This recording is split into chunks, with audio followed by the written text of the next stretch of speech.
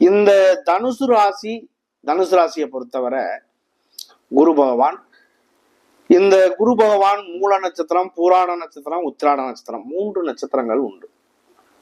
இதுல மூலம் என்பது கேதுவுடைய நட்சத்திரம்.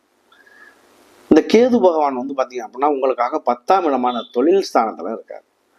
அதனால 10 அப்படிங்கிறது கர்மஸ்தானமா இருந்தாலும் தொழில் ஸ்தானம் அப்படிங்கிறதுனால கேது சம்பந்தமான ஒரு விஷயங்கள்ல விநாயகர் வழிபாடு, இப்ப சதுர்த்தி திதி மாசத்துல ஒரு வாட்டி சங்கடகர சதுர்த்தி, ஆஞ்சநேயர் வழிபாடு, இந்த மாதிரியெல்லாம் பண்ணும்போது அது உங்களுக்கு முன்னேற்றத்தை தரும்.